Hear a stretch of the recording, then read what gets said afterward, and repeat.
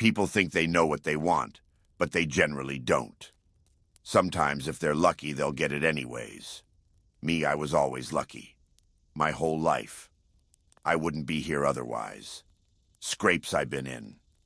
But the day I seen her come out of Kerr's Mercantile and cross the street, and she passed me, and I tipped my hat to her, and got just almost a smile back, that was the luckiest. People complain about the bad things that happen to 'em, that they don't deserve, but they seldom mention the good. About what they done to deserve them things. I don't recall that I ever give the good Lord all that much cause to smile on me. But he did. When Bell walked into the cafe on Tuesday morning, it was just daylight. He got his paper and went to his table in the corner. The men he passed at the big table nodded to him and said, "Sheriff." The waitress brought him his coffee and went back to the kitchen and ordered his eggs. He sat stirring the coffee with his spoon, although there was nothing to stir since he drank it black. The Haskins boy's picture was on the front page of the Austin paper. Bell read, shaking his head. His wife was 20 years old. You know what you could do for her? Not a damn thing. Lamar had never lost a man in 20-some-odd years. This is what he would remember. This is what he'd be remembered for. She came with his eggs, and he folded the paper and laid it by. He took Wendell with him, and they drove down to the desert air and stood at the door while Wendell knocked.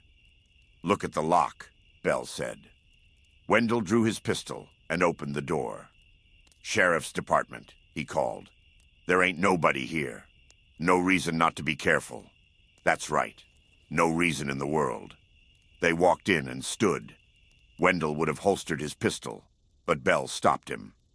"Let's just keep to that careful routine," he said. "Yes, sir." He walked over and picked up a small brass slug off of the carpet and held it up. "What's that?" said Wendell. "Cylinder out of the lock." Bell passed his hand over the plywood of the room divider. "Here's where it hit at," he said.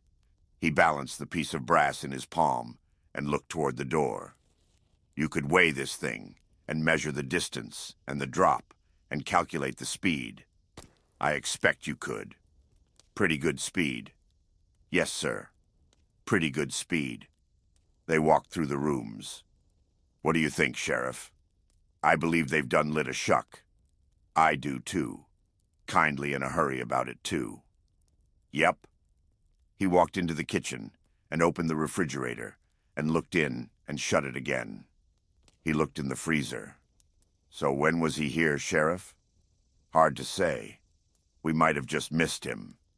"You think this boy has got any notion of the sorts of sons of bitches that are hunting him?" "I don't know. He ought to.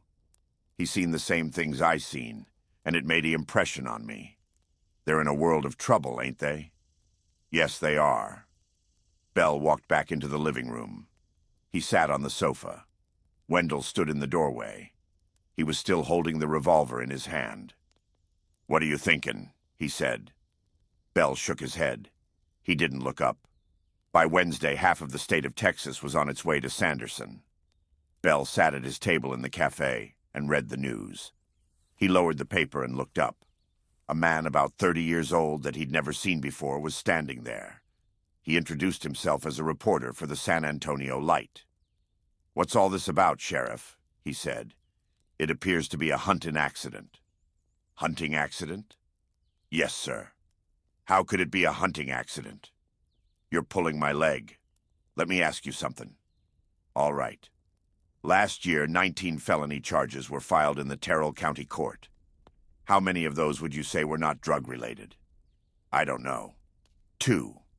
In the meantime, I got a county the size of Delaware that is full of people who need my help. What do you think about that?" "I don't know. I don't either.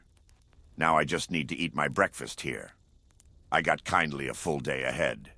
He and Torbert drove out in Torbert's four-wheel drive truck. All was as they'd left it. They parked a ways from Moss's truck and waited. "It's 10, Torbert said. "What?" "It's 10. Deceased. We forgot about old Wyrick. It's 10. Bell nodded. "That we know about," he said. "Yes, sir." That we know about. The helicopter arrived and circled and set down in a whirl of dust out on the Bajada. Nobody got out. They were waiting for the dust to blow away. Bell and Torbert watched the rotor winding down. The DEA agent's name was McIntyre. Bell knew him slightly and liked him about well enough to nod to. He got out with a clipboard in his hand and walked toward them. He was dressed in boots and hat and a Carhartt canvas jacket, and he looked all right until he opened his mouth.